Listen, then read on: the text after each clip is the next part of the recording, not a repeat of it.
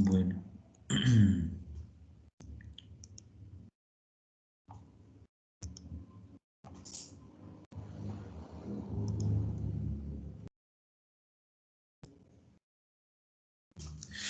En la clase pasada entonces hablábamos que el tubo digestivo comenzaba desde la cavidad oral hasta el ano, ¿sí? Que tiene varias funciones, funciones de absorción, funciones de almacenamiento, ¿sí? Y que finalmente esto permite que un organismo o un individuo, un mamífero, ¿sí? Obviamente que con sus particularidades dependiendo de la especie, puede absorber los diferentes nutrientes que necesita pues para llevar a cabo una vida normal, una vida normal, ¿no? Un desarrollo normal. Bueno, hablábamos que tenía diferentes capas, que tenía eh, prácticamente que cuando tú eres cirujano lo puedes clasificar en tres capas, que es la mucosa, la muscular y la serosa, ¿verdad? Que cuando lo vemos desde el punto de vista histológico, vamos a ver que estas capas son un poco más complejas, no, no como de pronto en la clínica perdemos como esa esencia de la histología y eso. Y vemos diferentes capas, entre ellas algo muy importante, que es el plexo miotérico y el plexo submucoso, ¿sí? ¿Por qué es importante estas dos capas? Porque en cuanto al funcionamiento de motilidad, movimiento, ¿sí? La liberación de ciertas sustancias que van a finalmente colaborar en la digestión de los diferentes nutrientes, pues estas dos capas sencillamente contribuyen también a este control, ¿no? Y hablábamos que para las funciones de este tubo o tracto gastrointestinal teníamos un control de vía intrínseca y un control extrínseco, ¿sí? Creo que allá íbamos hasta ahí, creo.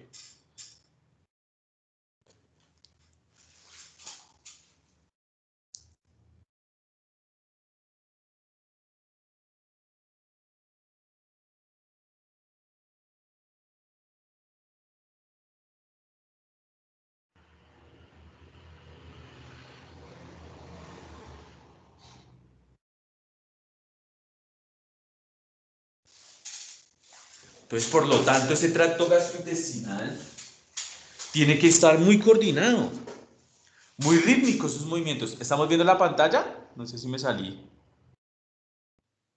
No, No, no, profe. profe, no se ve. Listo.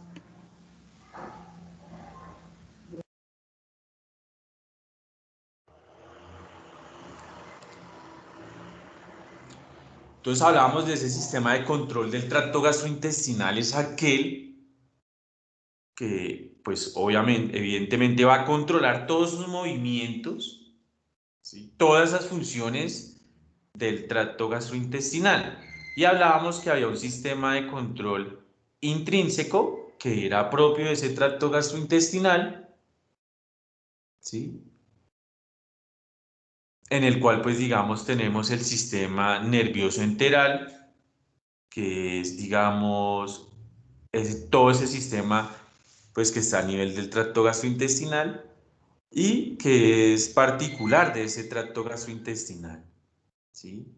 Cuando veíamos neurofisiología, veíamos que el sistema nervioso periférico, pues, era autónomo, de vías simpáticas, parasimpáticas, viscerales, pero hay un sistema nervioso enteral que es especial, ¿no? También en cuanto al sistema de control intrínseco, vamos a ver algunas hormonas digestivas que van a controlar también, pues, ese funcionamiento del tracto gastrointestinal, en la cual tenemos, pues, la gastrina, péptidos inhibidor gástrico, la colecistoquinina, la secretina y motilina. ¿Sí? Obviamente que hay más sustancias, pero nosotros sabemos que en la vía de comunicación celular, y por eso les decía que el tracto gastrointestinal es un bonito ejemplo, porque vamos a utilizar la vía autocrina, o sea que van a haber células que se van a estimular a sí mismas para determinada función. Por ejemplo, para la liberación de ácido clorhídrico, vamos a ver que algunas sustancias van a utilizar esta vía autocrina. Hay una vía neurocrina debido a que el sistema nervioso también influye, el sistema nervioso periférico, o sea, simpático y parasimpático, de alguna manera influye para aumentar o disminuir la secreción de cierta sustancia. ¿Sí? Por ejemplo, mediante un estímulo parasimpático podemos también liberar ácido clorhídrico. ¿Sí? También todo lo correspondiente a las glándulas también van a verse influenciadas por el sistema nervioso periférico, simpático y parasimpático.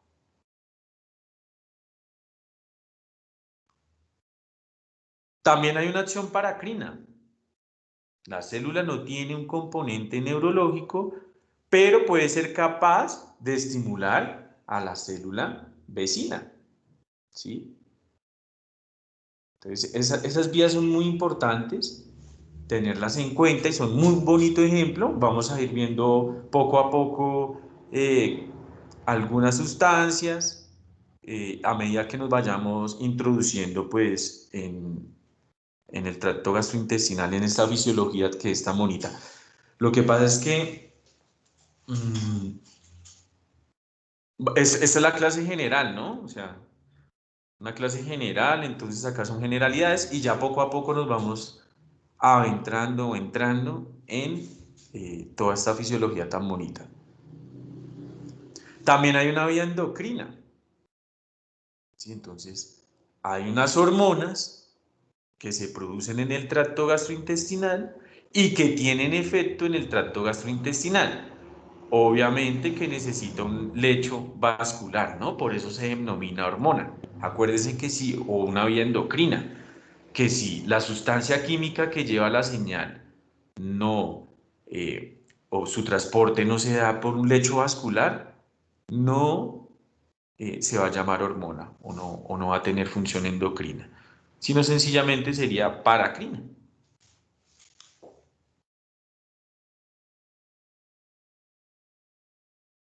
En cuanto a ese control intrínseco, entonces es muy importante tener en cuenta ese sistema nervioso enteral. Recordamos que consta de plexos, recuerden, o plejos, también los pueden denominar, o plexos. Recordemos que estos sencillamente son una red. A eso hace, o eso define plexo. Es una red de neuronas. Es por eso consta de plexos. Vamos a tener el primer plexo, que es el plexo submucoso, que está sobre la capa submucosa. Y tenemos el plexo mientérico, que está entre la capa circular y la capa longitudinal. ¿Sí? Y muy importante, algo que dice ahí en ese párrafo, en el segundo, se comunica con interneuronas del sistema nervioso central y utiliza, mira, el nervio vago con la vía parasimpática y los nervios pélvicos y esplátnicos. ¿Sí? Recuerden que esplátnico se refiere a todo lo que es intestino, tracto gastrointestinal, y esplénico al vaso, no lo confundamos, eso es muy importante, ¿no? No olvidar esos conceptos que ya tenemos. Entonces, si ven, estos plexos de algún modo están siendo controlados también o pueden ser estimulados por el sistema nervioso periférico, tanto la vía simpática como la parasimpática. Recordemos que ese sistema nervioso enteral también tiene neuronas sensitivas y motoras, ¿sí? Las sensitivas son las que van a llevar entonces la señal, posiblemente pueden corresponder a quimiorreceptores, ¿sí? Varoreceptores, ¿sí? Que son receptores que sensan sustancias químicas y que sensan la presión eh, de pronto de esa mucosa o de esa capa muscular. Porque vamos a ver más adelante que el potencial de acción de una célula intestinal, para generar un potencial de acción tiene que haber varios estímulos de diferentes razones o provienen de diferentes sitios, como por ejemplo los quimiorreceptores, los varoreceptores, las células intersticiales de Cajal. Todos esos potenciales de acción o todas esas señales que se envían son las que finalmente permiten el potencial de acción. Entonces acá vamos a ver un potencial de acción totalmente diferente al que hemos visto. Vamos a ver un potencial de acción que se denomina un potencial de acción en espiga, que es propio y característico de las células intestinales para generar el movimiento, por ejemplo. Entonces ahí está, la información sensitiva viene de mecanorreceptores, quimiorreceptores, ubicados en la mucosa. Y como le digo, van a sensar la presión ejercida y sustancias químicas que hay en el intestino.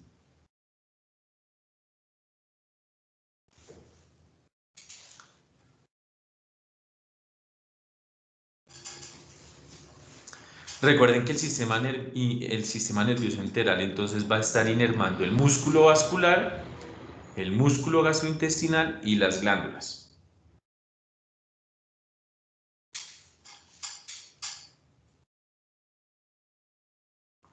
Y las neuronas eferentes pueden ser estimuladoras o inhibitoras. O sea, esa respuesta motora puede inhibir o puede estimular.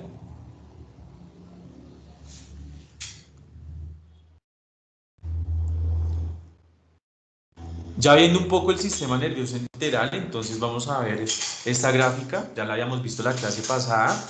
Intento como retomar un poco eso. Yo sé que es un poco complicado, pero pues cualquier duda que tengan me avisan o me interrumpen. Bueno, entonces sencillamente en esta gráfica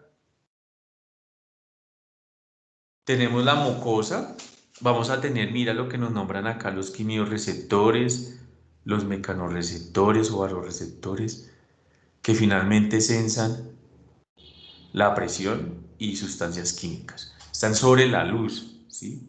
Posiblemente en dónde?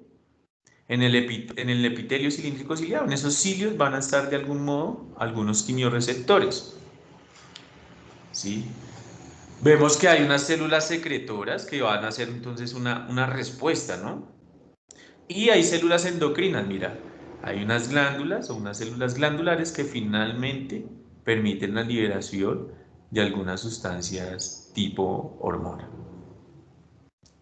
Y vamos a ver entonces el plexo, mira acá está el plexo submucoso y el plexo mientérico, entre los dos músculos. ¿Sí es? Mira, esta es la red, por eso se llaman plexos, es una red, ¿sí? Es una red.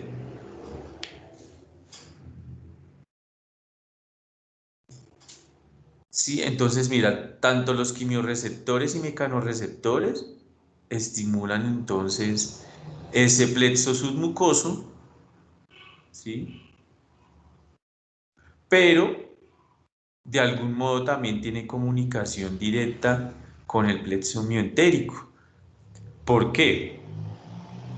Porque este plexo mioentérico es el cual va a permitir o va a generar el movimiento intestinal. Entonces, dependiendo si hay un contenido intestinal, recuerden que inicial Mente hay un movimiento de segmentación que es como de mezcla y luego hay un movimiento peristáltico que es de avance del alimento. Entonces hay que tener en cuenta que ese plexo mientérico es muy importante al momento del movimiento intestinal. ¿Sí? También tenemos un movimiento que es el complejo motor migratorio, que es el movimiento del tracto gastrointestinal cuando no hay alimento. ¿Sí? O sea, cuando no hay alimento también hay movimiento del tracto gastrointestinal.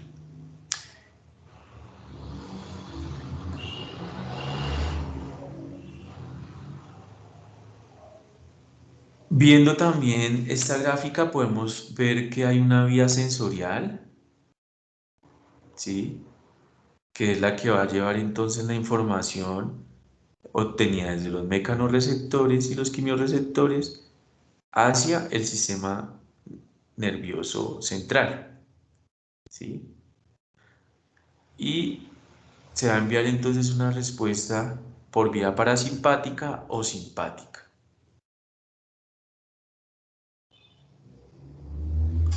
Sí, entonces eh, el nervio vago va a estar entonces a nivel de ese...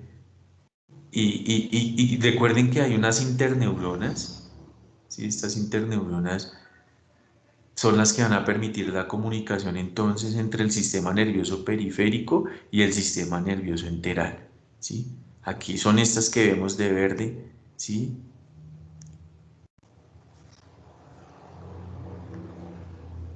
Y tenemos una vía entonces también simpática, ¿sí?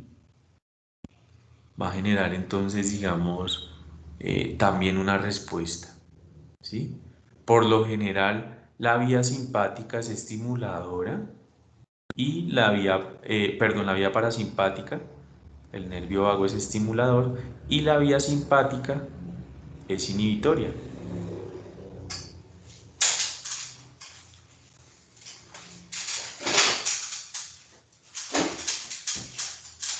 ¿Sí?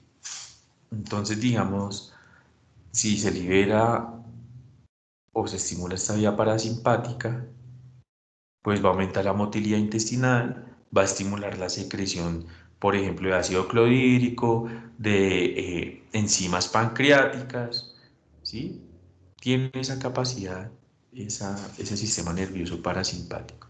Y el simpático, por el otro lado, lo inhibe, ¿sí? ¿Hasta aquí alguna pregunta?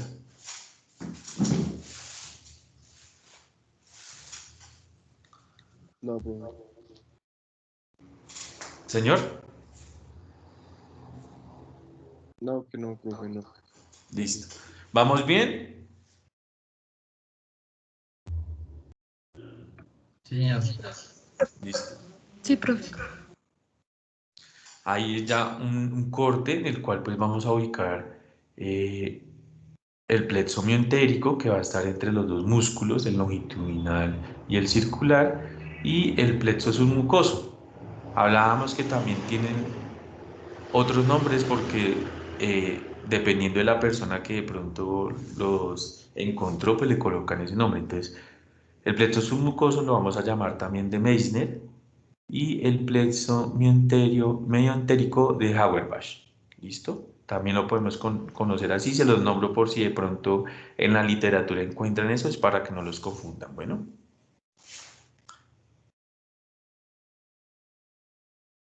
y también cada acá muy bonito recalcar la vasculatura.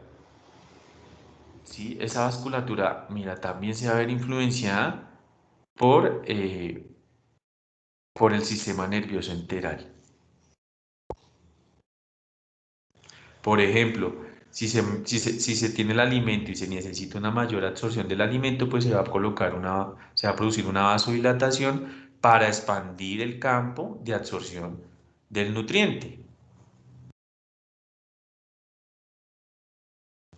O por el otro lado, si digamos hay una descarga simpática, pues se va a generar una vasoconstricción, ¿sí? Por lo tanto, digamos, Se va a disminuir la luz del vaso sanguíneo, disminuyendo ese campo de absorción del nutriente.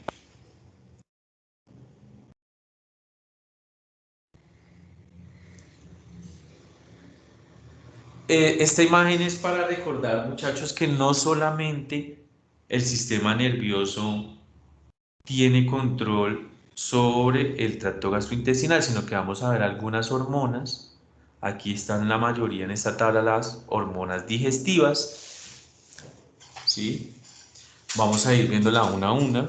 Para dar ejemplo, digamos, tenemos la colecistoquinina, el péptido inhibidor gástrico, la gastrina, el péptido liberador de gastrina, la motilina, neurotiensina, péptido YY, secretina, somatostatina, sustancia P y péptido inhibidor vasoactivo.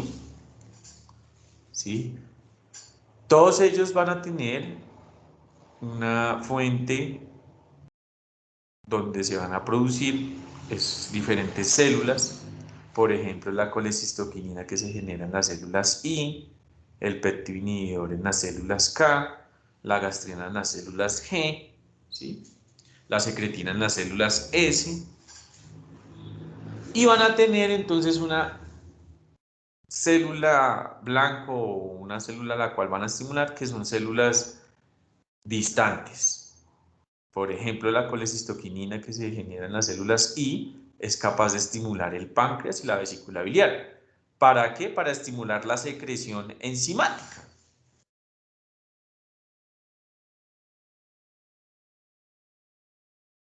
¿Sí ves? La gastrina, mira, la gastrina se produce en las células G del antropilórico y va a actuar entonces en las células parietales. Y lo que hace es que aumenta la secreción de hidrogenión. ¿Sí? Entonces vamos a ver por qué ese control de todo ese tracto gastrointestinal, como al inicio les decía, es el ejemplo más bonito que hay para poder hablar de todas las vías de señalización celular. Las células S que se producen en el intestino delgado actúan en el páncreas y en el estómago y aumentan la secreción de bicarbonato y disminuyen la secreción gástrica. Entonces vemos cómo, y vamos a ir viendo también poco a poco todas estas hormonas importantes pues en la regulación del tracto gastrointestinal.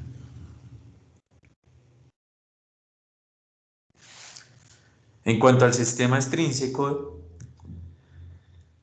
también posee nervios y secreciones endocrinas, también está dado por el nervio vago y esplátnico, ¿sí ves?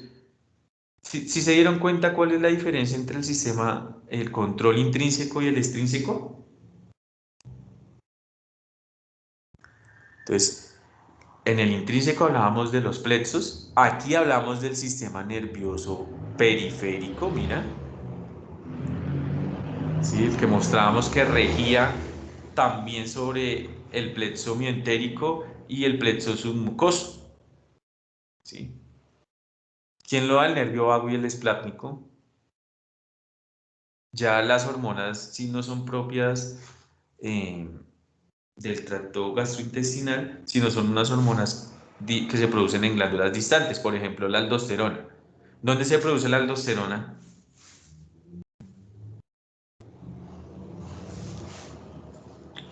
¿En el riñón? No, Creo que en las adrenal. en las glándulas adrenales. ¿En qué porción de la glándula adrenal?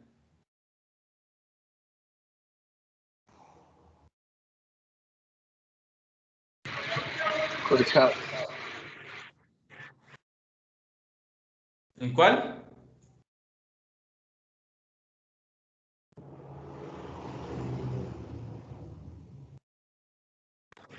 Ajá, profe, no me acuerdo. Profe, ¿no sería en la zona glomerular? Sí, en la corteza, en la porción glomerular es la que se produce la aldosterona. que es un mineralocorticoide que no se produce en el riñón, actúa prácticamente en el riñón, eso es lo que nosotros conocemos, aumentando la absorción de agua y de sodio a nivel del túbulo contorneado proximal, pero también lo vamos a ver que ejerce un importante papel en la absorción también de agua y de sodio a nivel del tracto gastrointestinal, ¿sí? Entonces, muy importante. Mira que la aldosterona se produce en la glándula adrenal, pero también tiene efecto sobre el tracto gastrointestinal. Entonces, ese sistema de control extrínseco, como les había mencionado, el intrínseco es propio del sistema del tracto gastrointestinal y el extrínseco es el sistema fuera del tracto gastrointestinal. ¿Sí? En este caso estamos nombrando el sistema nervioso parasimpático y la aldosterona, que es la hormona muy importante. Nervio vago. Recordemos que ese nervio vago tiene dos componentes, un componente eferente y aferente, y importante que es parasimpático. Si es parasimpático, Kevin, si es parasimpático, ¿cuál es el neurotransmisor?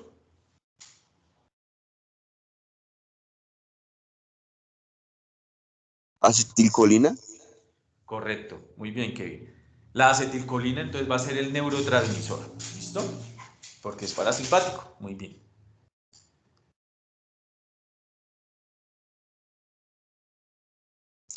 Vamos entonces a tener unas vías aferentes viscerales generales. Estas van a actuar sobre las vísceras abdominales, sobre todo el tubo digestivo y la mucosa de la faringe.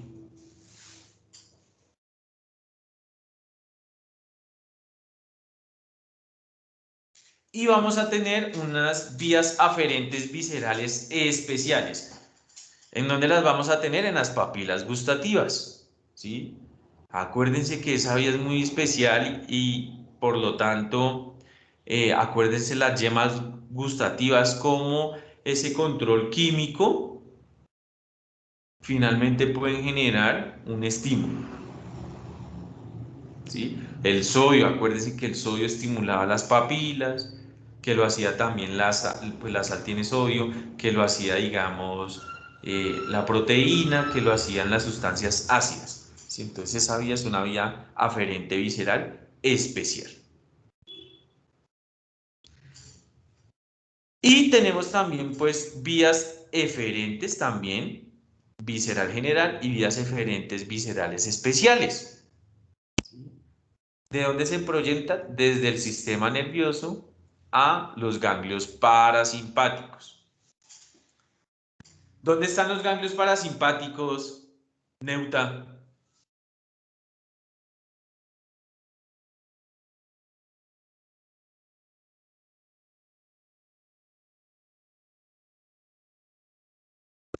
Sebastián Neuta.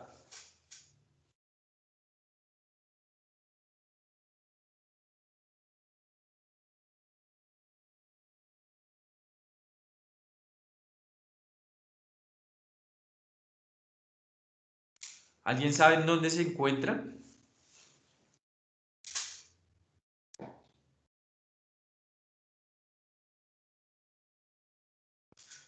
Según sistema nervioso. Acuérdese entonces que esos ganglios van a estar ubicados cerca de los tejidos, los ganglios parasimpáticos.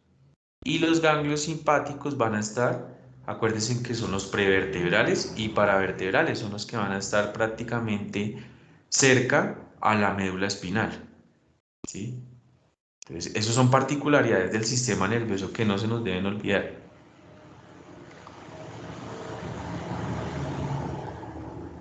Y aquí en esta gráfica de Cunningham, entonces resumimos todo. Entonces, el sistema de control de las funciones gastrointestinales, ¿sí? Están situados en la misma pared del tracto gastrointestinal como el sistema intrínseco, ¿sí? O están situados fuera del tracto gastrointestinal, o sea, sistema extrínseco, que tiene acción nerviosa y endocrina.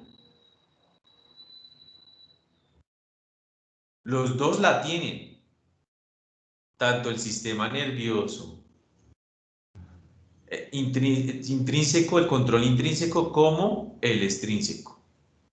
Tienen tanto sistema nervioso como secreciones endocrinas que controlan su función. De la vía intrínseca, sistema nervioso enteral, propio del tracto gastrointestinal, ¿sí? Mientras que la vía extrínseca está dada por el vago y el esplátnico.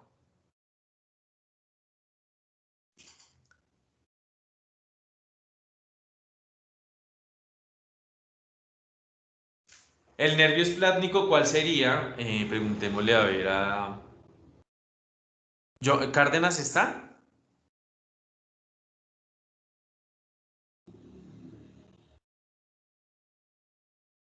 Muchachos.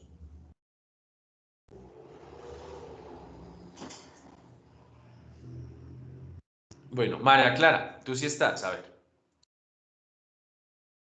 Si el nervio vago es parasimpático, ¿el esplénico es?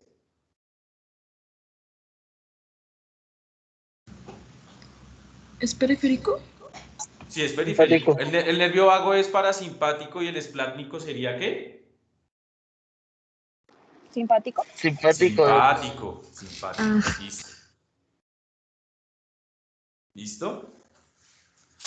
Y ya vimos que en el sistema nervioso enteral entonces está el plexo mientérico y el plexo submucoso. Ahora, también tienen un control por parte endocrino. Entonces, intrínsecos son hormonas propias del tracto gastrointestinal.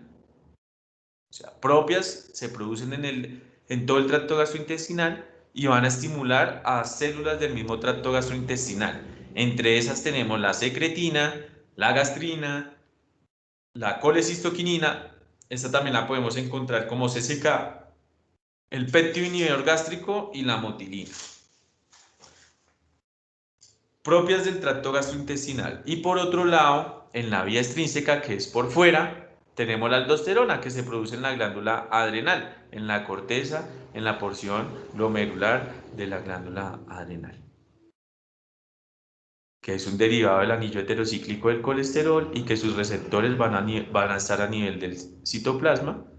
Esta actúa con las proteínas asociadas al choque térmico y se trasloca al núcleo y genera una respuesta primaria y una secundaria en la cual va a generar aumento en la absorción de sodio y de agua, no solamente a nivel de los túbulos contorneados proximales del riñón, sino también a nivel del tracto gastrointestinal.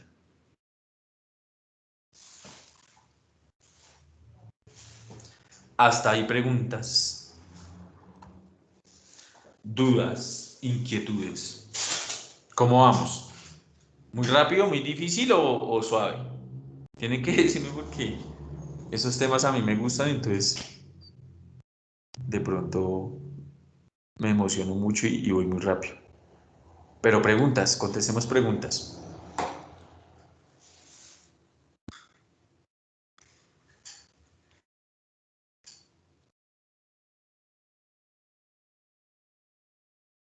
Muchachos, ¿todo claro? ¿Bien? Profe, yo tengo una pregunta. Bueno, Profe, no me quedó claro la función de la aldosterona. la aldosterona absorbe el sodio y el agua en el intestino, esa es la función. Entonces, si tú estás deshidratado y vas y te consumes un Pedialit, pues se libera, ahí se está liberando aldosterona para generar más absorción de agua y de sodio. Ah, bueno. Recuerda que, ¿listo?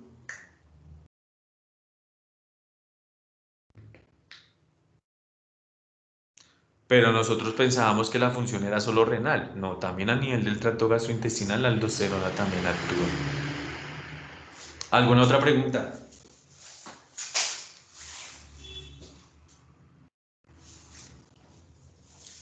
Profe, o sea que la aldosterona sería un ¿Cómo, vasopresor. cómo? O sea que la, ¿Cómo?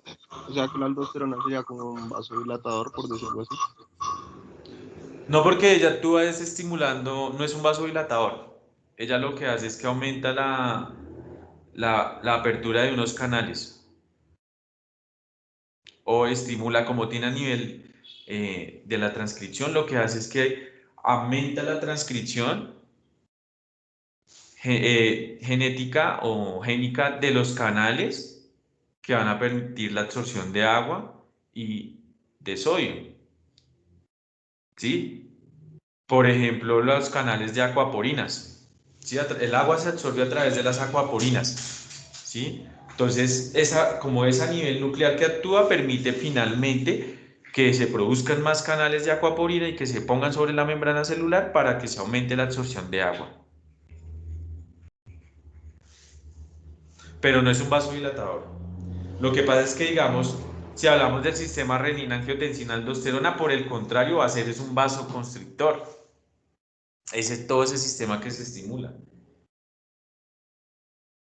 ¿Y que no estimula? Pues a nivel renal. Y es porque el riñón también controla la presión arterial, ¿no? Pero bueno, eso más adelante lo vamos a ver cuando veamos riñón. Bueno, ¿qué otra pregunta?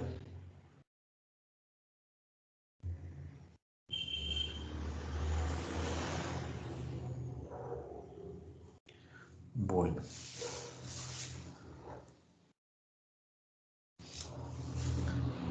ahí les vuelvo a traer esa imagen. La habíamos visto por allá en neurología, en el cual pues vemos eh, la diferencia entre el sistema nervioso simpático y parasimpático, ¿sí? Vamos a ver entonces que el sistema nervioso... ¿Cuál es el simpático y cuál es el parasimpático? Pues el simpático sería el de la izquierda y el parasimpático el de la derecha. Sí. Entonces, acá mira, tenemos nuestro par craneal número 10,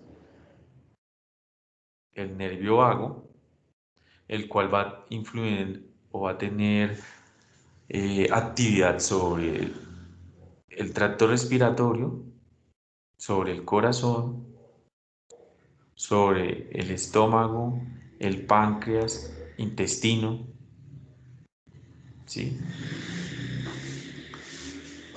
Eh, y mira dónde están los ganglios. Mira los ganglios parasimpáticos. Están cercanos a los tejidos.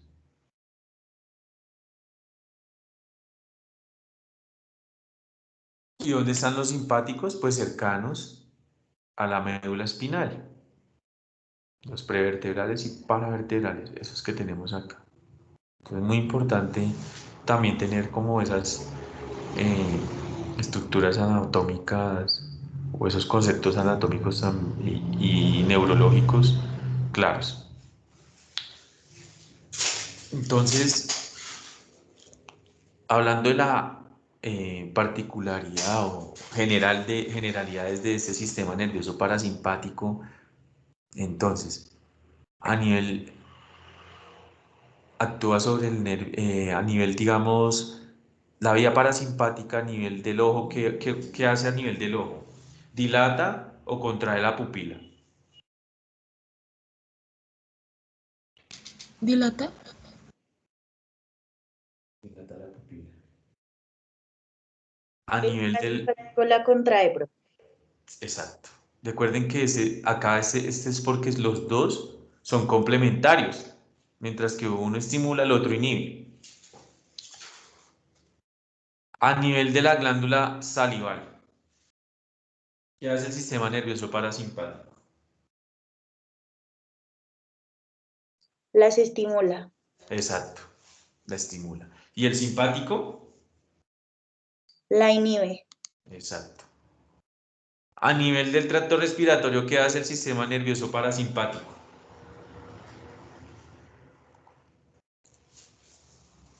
Relaja. No, el parasimpático sí lo relaja, disminuye la frecuencia respiratoria y el simpático Los contrae. la aumenta. Entonces aumenta la frecuencia respiratoria, el simpático, y el parasimpático la disminuye. A nivel del corazón,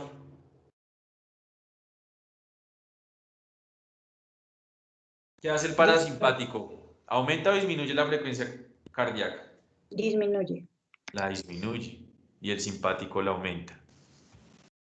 Sistema nervioso simpático a nivel de el estómago.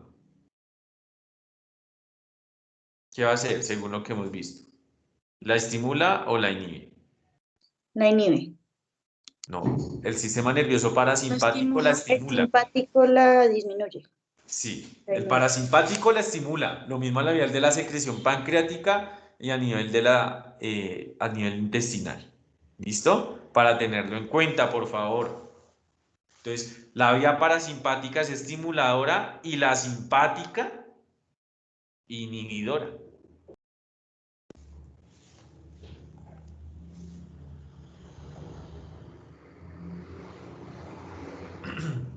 Esta imagen también es de recuerdo. Vía para autocrina. La célula produce la sustancia química para que actúe sobre sí misma. La vía paracrina es la célula produce la sustancia química para estimular a sus células vecinas. La vía neurocrina es derivada de esa vía paracrina, lo único es que tiene un componente neurológico, o sea, tiene una neurona. Y la vía endocrina, la sustancia química es liberada al torrente sanguíneo y estimula una célula distante. ¿Sí? En este caso los enterocitos, mira las vellosidades. ¿Sí? Muy importante eso. Y en la neurocrina, importante que también las células del músculo liso también van a estar estimuladas. Listo. Hasta aquí preguntas, dudas, inquietudes.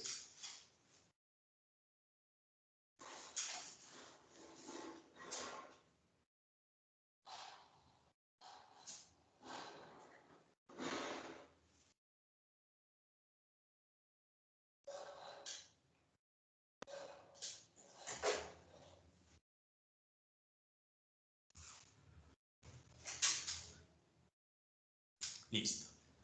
Entonces es importante aquí aprender unos términos y unas particularidades especiales que tienen las neuronas en el tracto gastrointestinal. Vemos aquí que hay una neurona normal, que la neurona tiene una cabeza o soma o cuerpo celular, un axón y unas dendritas o terminales sinápticos. A nivel del tracto gastrointestinal vamos a encontrar una neurona con una particularidad muy importante que es un axón colateral.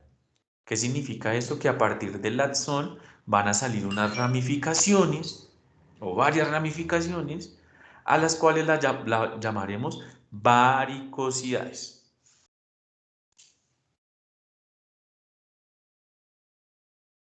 ¿Sí? ¿Con qué fin? Con el fin de abarcar gran campo, gran cantidad de músculo. ¿Sí? O sea, que una neurona sea capaz de poder estimular o inhibir o controlar o regular una porción grande del tracto gastrointestinal.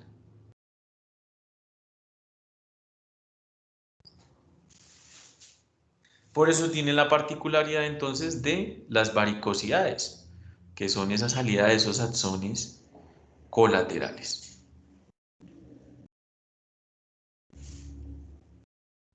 En cuanto entonces los tipos de neuronas, las neuronas entéricas, vamos a llamarlas, tienen una clasificación y esa clasificación depende de la morfología, tipos de neurotransmisores, propiedades electrofisiológicas, funciones sensorial, motora, inhibidora y excitatoria.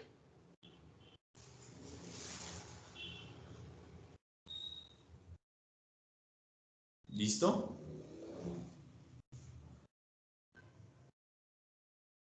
En cuanto a su morfología, vamos a tener entonces la clasificación como les digo, hay veces que las estructuras o tejidos toman el nombre de las personas que las descubren, ¿sí?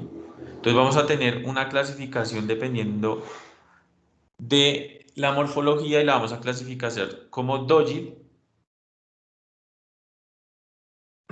Y tenemos la dógil tipo 1, que van a tener cuerpos celulares pequeños e irregulares con dendritas cortas, como este que tenemos acá. Esta es la dógil tipo 1. Entonces tenemos cuerpos celulares pequeños e irregulares con dendritas cortas. ¿Sí? Por eso están pegaditas. Tenemos la dógil tipo 2, en el cual los cuerpos celulares son más amplios, ¿sí? Son ovalados y contienen una o dos dendritas largas. Sí, mira, acá están las dendritas, miren.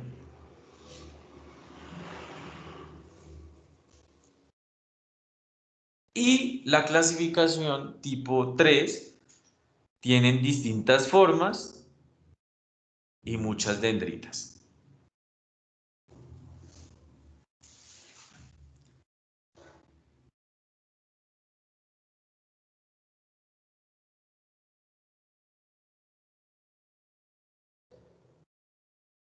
Esta es la primera clasificación que se realizó entonces del sistema nervioso o de las neuronas que vemos a nivel del tracto gastrointestinal. De tipo dógil, quien fue quien las descubrió y las caracterizó. También podemos tener una clasificación desde el punto de vista electrofisiológico. Importante. Y hay dos tipos de neuronas.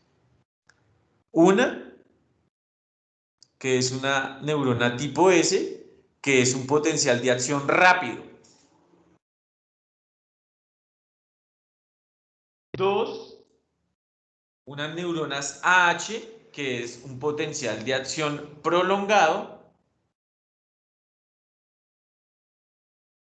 Y así también podemos clasificarlas desde ese punto de vista electrofisiológico. ¿Listo?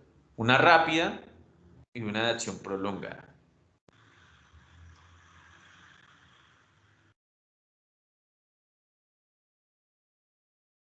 Desde el contenido químico también se puede hacer una clasificación.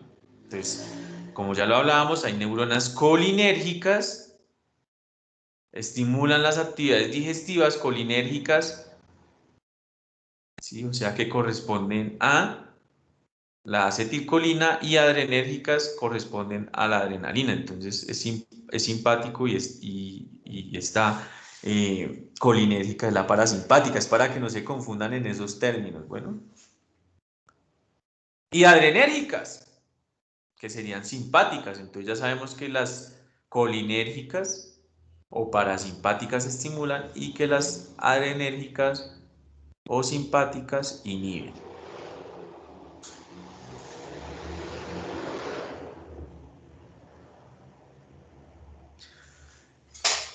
Las neuronas también se pueden clasificar dependiendo de su función. Mira todas las neuronas que desde todos los puntos de vista que las podemos clasificar. ¿Importante? Claro, importante. Dependiendo de la función. Excitadoras. ¿Qué hacen? Pues aumentan la secreción y la contracción del músculo liso. Inhibidoras. Pues disminuye la secreción y producen relajación del músculo liso. Sensitivas. Sí, ya decíamos. Sustancias químicas detectan el pH, la presión y también la temperatura. Motoras. Son las que van a inervar los músculos, los esfínter y producen la contracción y relajación.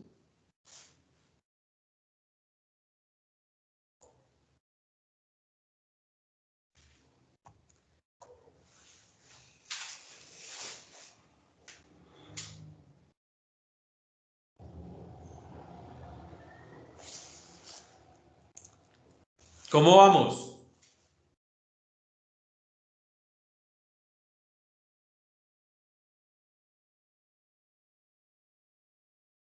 Bien, profe.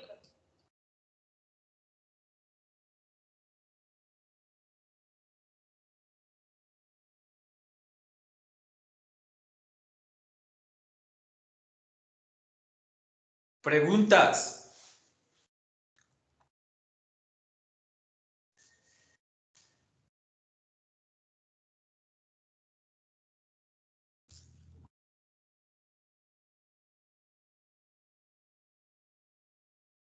Esta imagen me gusta, se ve un poquito borrosa, pero me gusta por lo que nos muestran cómo están toda esa red, ¿sí?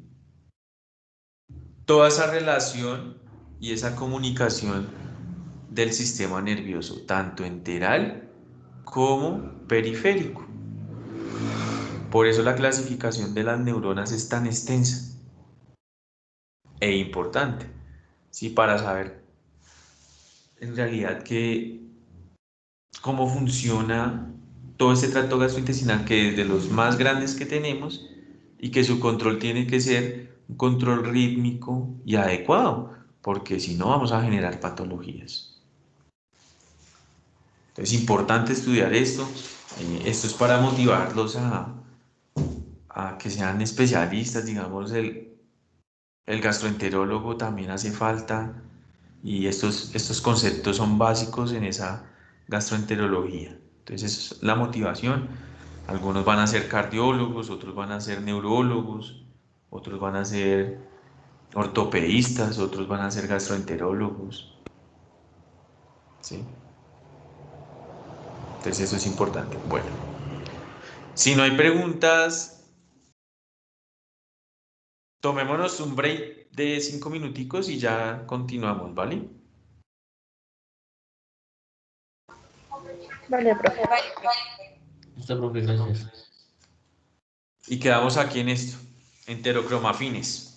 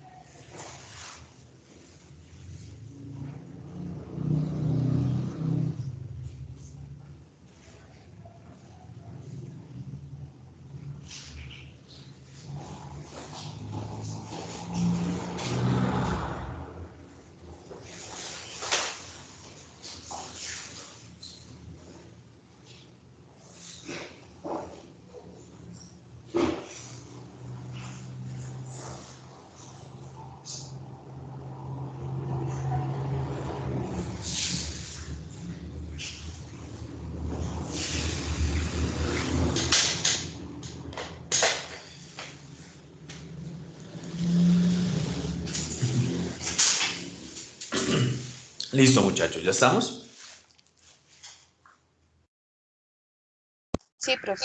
Sí, Listo. profe. Bueno. ¿Preguntas ahí o seguimos?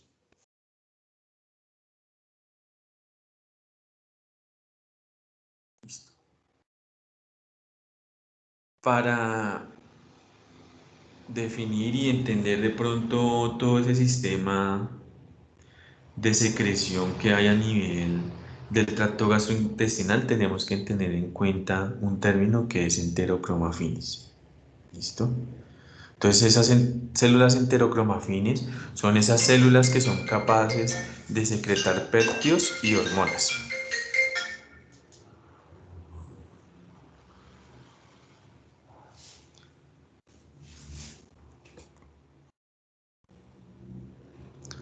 Sí, entonces esas células enterocromafines son las que liberan péptidos y hormonas. Para que un péptido se considere una hormona, debe cumplir los siguientes requisitos.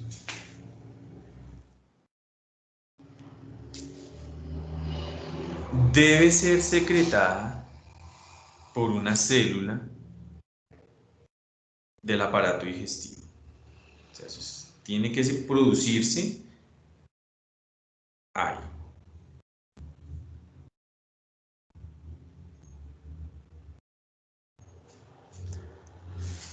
Y debe afectar otra célula digestiva. Sí, esa es la particularidad. Es importante.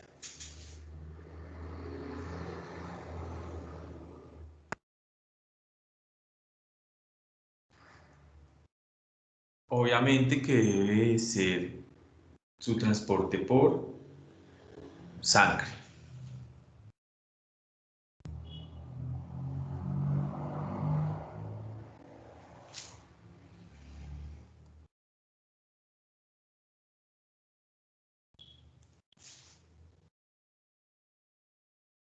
El alimento debe ser un estímulo de liberación. ¿Sí? Si no cumple esos requisitos, no sería entonces una hormona. Otra particularidad muy importante es que no es necesaria que se secrete bajo el control neuronal.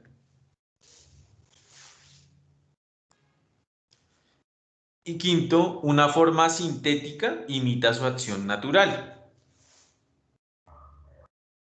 ¿Sí? Entonces, hay medicamentos, hay fármacos, ¿sí?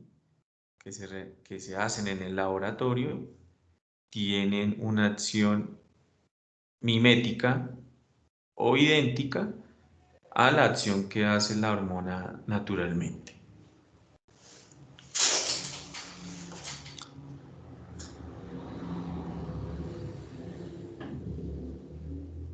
¿Listo? ¿Ya las tenemos claras? Entonces, para que un péptido se considere la hormona, debe cumplir estas 5 características muy importantes. Si no cumple, no es una hormona.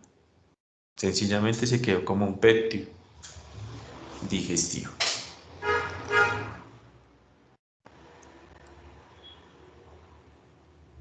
Péptidos digestivos. Secretina,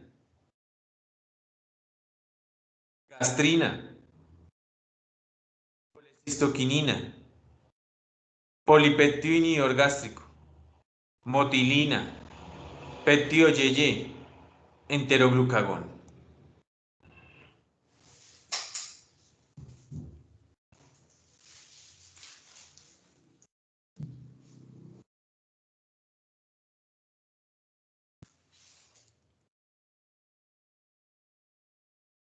Otra vez, secretina. La secretina, entonces, tiene varias funciones. Una de ellas es la secreción tanto pancreática como biliar. La gastrina es capaz de estimular la secreción gástrica. La colecistoquinina también tiene acciones a nivel de la vesícula biliar. Polipéptido inhibidor gástrico. Ese polipéptido inhibidor gástrico inhibe la secreción gástrica. Motilina ayuda a la motilidad intestinal. Péptido YYY también regulaciones de movimiento y de secreciones gástricas. Enteroglucagón, importante también. Listo. Secretina. Fue la primera en que se identificó.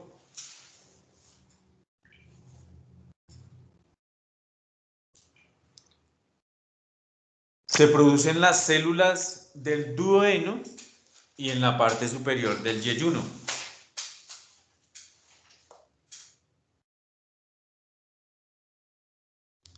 Se libera en respuestas a grasas, proteínas, ácidos estomacales y algunos extractos de hierbas.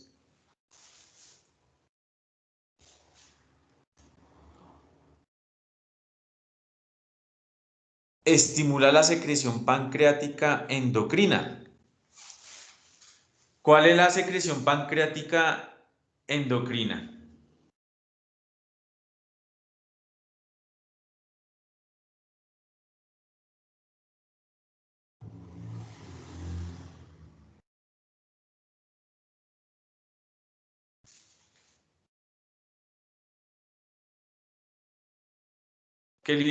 ¿Cuál es la secreción endocrina del páncreas? Pues la insulina y el glucagón.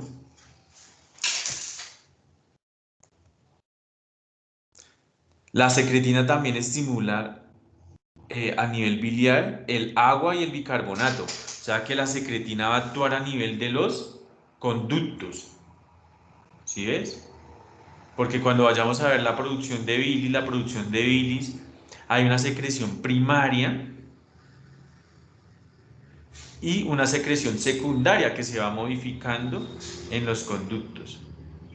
¿Sí? O sea, los conductos también tienen esa particularidad. Entonces, eso es muy importante para tenerlo en cuenta más adelante. La secretina también libera moco gástrico.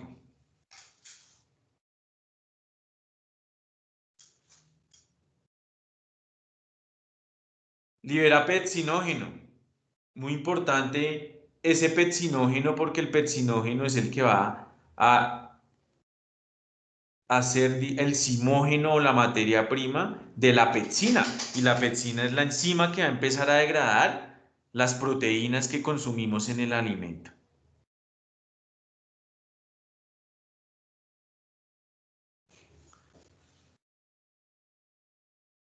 Y estimula la secreción entonces de insulina, glucagón y de somatostatina.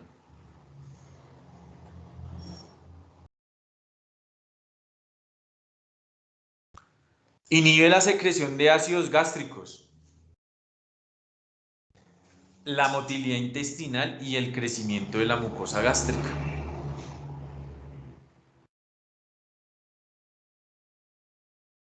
Es controlada por la colecistoquinina y también la interacción neurohormonal dada por el vago.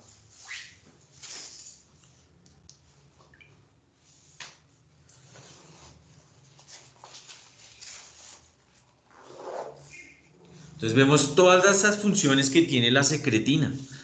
Y ahora nos vamos a ir metiendo entonces en describir las diferentes hormonas o péptidos digestivos.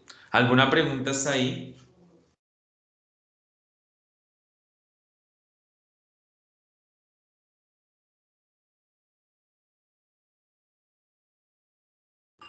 Muchachos, ¿vamos bien? Vamos bien, profe. Listo. Si tienen preguntas, me avisan.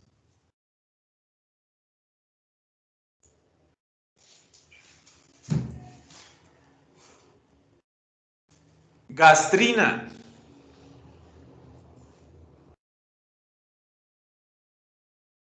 Secretada por las células G del píloro, antro y duodeno.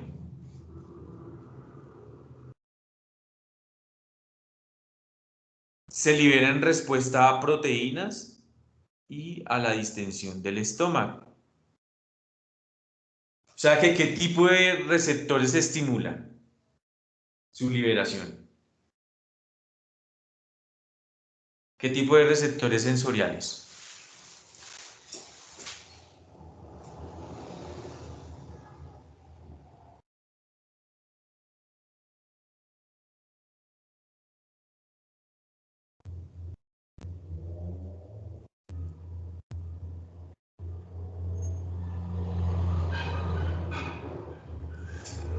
Pues los quimiorreceptores y los mecanorreceptores.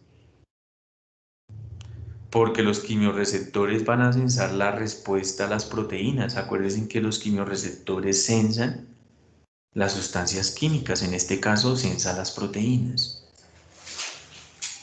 Y la distensión del estómago, o sea que cuando cae el alimento a el estómago, esa distensión que genera el alimento va a permitir también entonces la liberación de la gastrina. ¿Sí? ¿Y cuál va a ser la respuesta? Pues producir ácido clorhídrico. Por lo tanto, aumenta la secreción ácida del estómago. Si aumenta la secreción ácida del estómago, ¿qué ion está involucrado?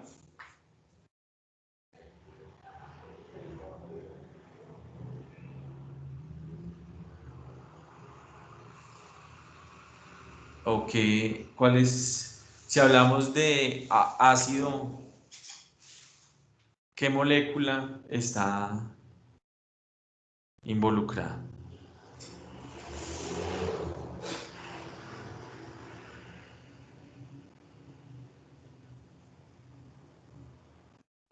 El hidrógeno.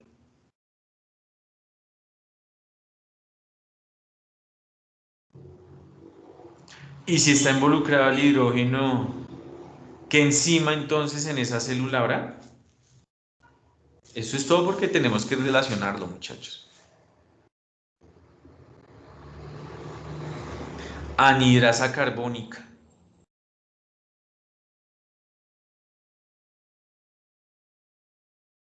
¿Y qué hace la anhidrasa carbónica?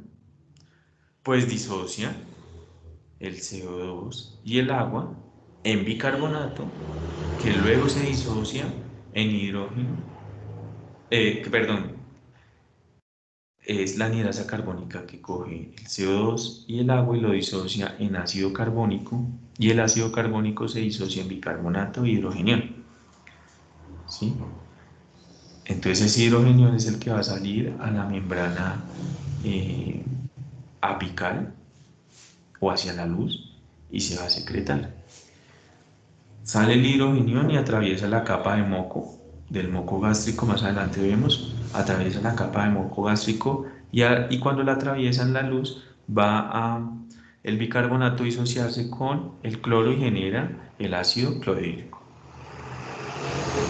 Entonces eso es para que vayamos empezando como a entender un poco todo esto, porque esta fisiología es un poquito larga.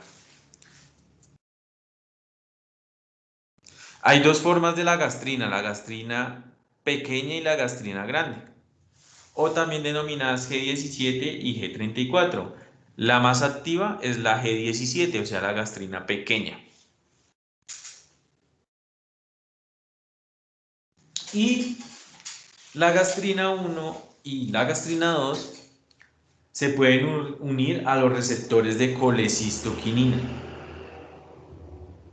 O sea que no actúan en unos receptores propios, sino en los receptores de colecistoquinina. ¿Sí? Y hay varios tipos de receptores de colecistoquinina, los receptores tipo 1 y los receptores tipo 2.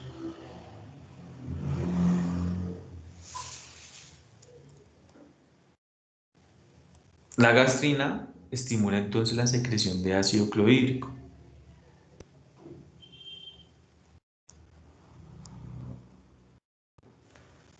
Produce una hiperplasia de las células parecidas a enterocromafines o similares a enterocromafines. Esa hiperplasia de esas células similares a las enterocromafines, son liberadoras de histamina. ¿Sí? Entonces la histamina En realidad no es una hormona porque no tiene la capacidad de transportarse sobre vía sanguínea, ¿no? Sino a nivel, digamos, de vía paracrina. Porque también va a generar efectos sobre la vasculatura, digamos, va a generar un aumento, una vasodilatación, producir la secreción de ácido graso, de ácido clorhídrico ahí en ese momento. Entonces es muy importante.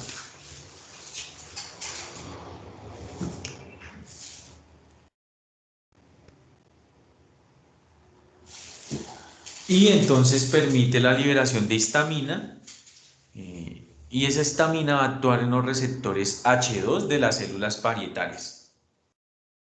Recuerden que la histamina se libera también a nivel de los receptores H1. Entonces la histamina tiene receptores H1, H2 y han descrito unos H3. Entonces esos receptores están ubicados en diferentes células. También en la piel, recuerden que la histamina es la que media todos los procesos alérgicos. Recordemos que también la histamina se libera genera una respuesta mediada por los eosinófilos. ¿Sí? Entonces, digamos, si un paciente tiene una alergia y es generalizada, pues lo más probable es que haya una eosinofilia.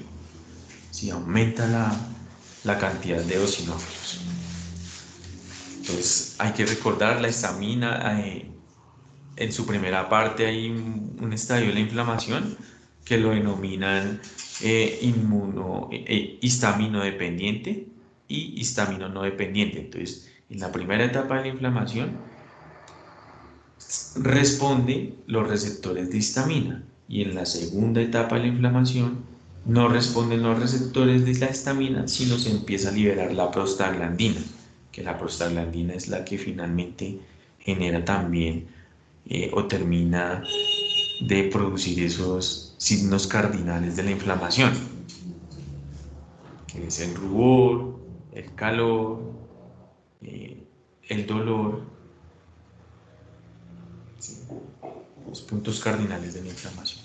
Todo eso es la histamina. Entonces, el primer trabajo que vamos a hacer, muchachos, entonces es, vamos a hacer un pequeño ensayo sobre la histamina, tanto a nivel gástrico como relacionándolo o mostrando también los niveles a nivel sistémico, efectos a nivel también sistémico. Listo, entonces hagámoslo y me lo entregan el lunes.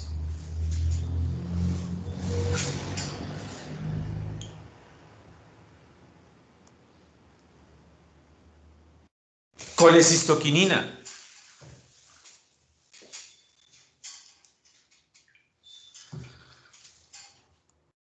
Secretada por las células endocrinas, que son células y neuronas entéricas del duodeno y yeyuno.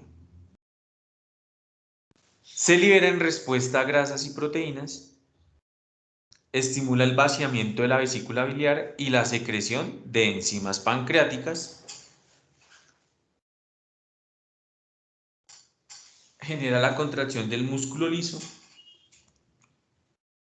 inhibe el vaciamiento gástrico y la toma de alimentos. Hay dos tipos de receptores de colecistoquinina, unos 1 y 2, o A y B. Esos tipos de receptores digamos, están ubicados en diferentes porciones. Por ejemplo, los receptores a nivel, digamos, del estómago van a inhibir el vaciamiento gástrico, ¿sí? Y a nivel de la vesícula biliar, pues va a estimular el vaciamiento de la vesícula biliar. Es muy importante esta colecistoquinina. En realidad, algunos péptidos gástricos actúan a nivel de esos tipos de receptores. Entonces, por eso es muy importante. y ahí los tenemos los receptores colicistoquinina 1 y colicistoquinina 2. Dependiendo de dónde estén ubicados, uno es excitatorio y el otro inhibitorio.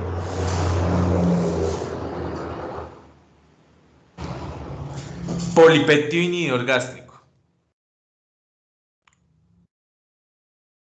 Funciona con un término que se llama enterogastrona, o sea que disminuye la velocidad del vaciamiento gástrico o del estómago. También se le puede denominar el péptido insulinotrópico dependiente de glucosa, ya que se estimula cuando hay glucosa. Y la glucosa entonces en el duodeno estimula su secreción. Es secretado por las células K del intestino proximal.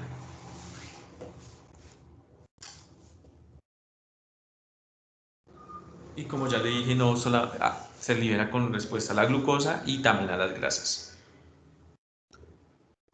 Y estimula la secreción de insulina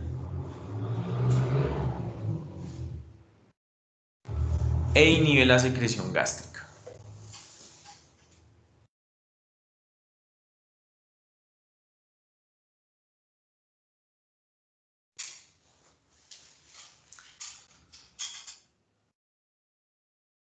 Motilina. Se generan las células M del duodeno y yeyuno. Actúa sobre el músculo y nervios y controla el complejo motor migratorio. El complejo motor migratorio es esos movimientos intestinales y de todo el tracto cuando no hay alimento. Más adelante también lo vamos a ver frescos. Pero igual se los nombro ahorita.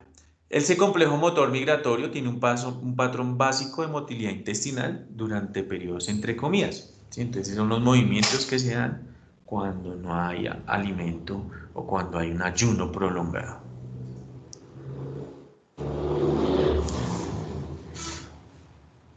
Esa motilina entonces estimula el vaciamiento gástrico en periodos entre comidas y la secreción de pepsinógeno.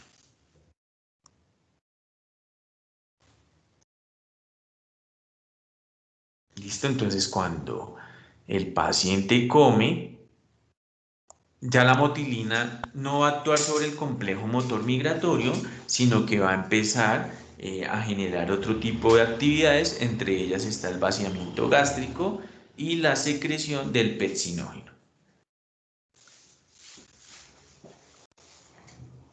Y el pepsinógeno es el simógeno de la pepsina y la pepsina actúa sobre las proteínas.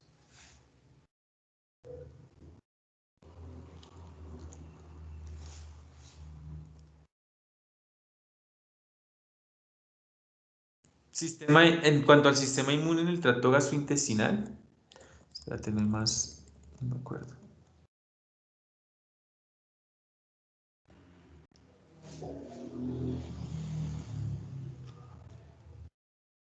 Bueno, son prácticamente dos tareas y por eso se las voy a dejar para el lunes. La primera, un ensayo pequeño de las acciones de la histamina, me parece importante tenerlo claro. A nivel, pues obviamente, del tracto gástrico y las acciones también de pronto a nivel general. Y vamos entonces a hacer un cuadro en el cual describamos las diferentes hormonas digestivas.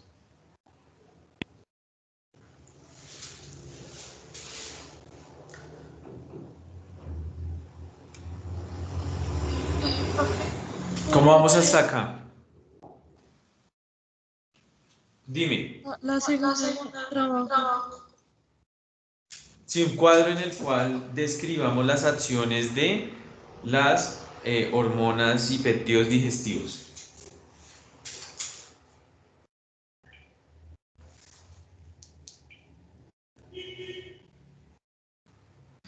Gracias, profe.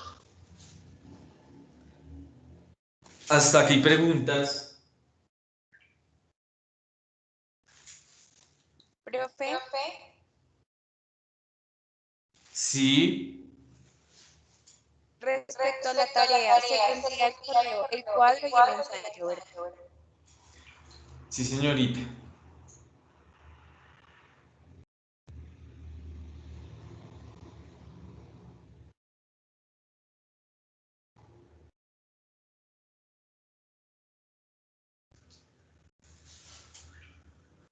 ¿Cómo les ha ido? Ahora el coordinador es el doctor Sánchez. ¿Cómo les ha ido con él?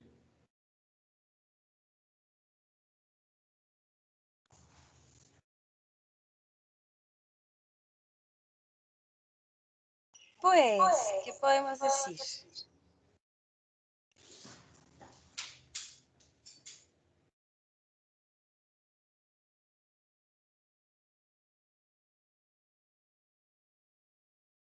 ¿Seguimos o paramos?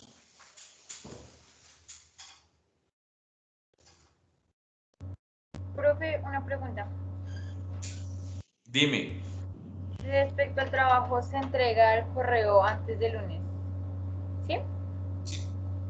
Pues si quieres lo pueden enviar el fin de semana para yo leerlo. Sí, digamos, enviémoslo el sábado para que yo lo lea el domingo. ¿Y el trabajo del cuadro lo hacemos virtual o a mano y se envía escaneado? Como quieran. Ok, gracias. Sí, ustedes son los que escogen.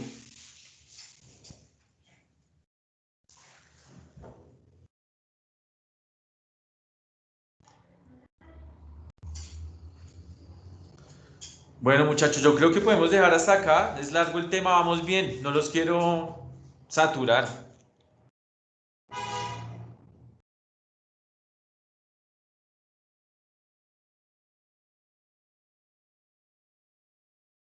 Pregunta, ¿alguna otra pregunta?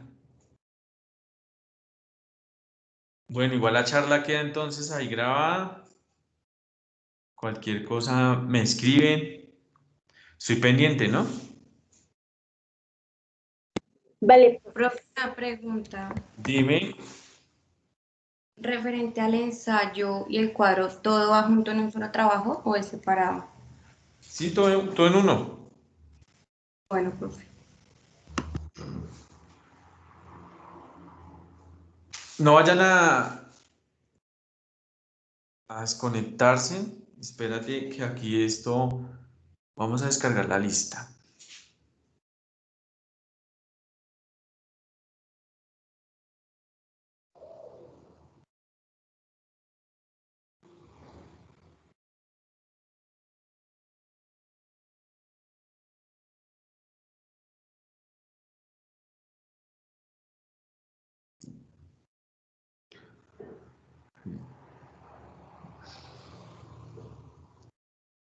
Listo, muchachos. ¿No hay más preguntas entonces? Por el momento no, profe. Listo. Yo creo que podemos dejar ahí para no sobresaturarnos. Ya vamos a empezar. Ya queda poco de este tema, pero pues digamos para que lo vayamos. Es largo porque imagínate todo lo que vimos hoy. Entonces, ver el video y cualquier pregunta, nos vemos el miércoles. Vale, profe, gracias. Gracias, Listo. profe. Con gusto. Chao, Dios los bendiga. Chao, profe, gracias. Vale, profe, buena Chao, tarde, profe. hasta luego.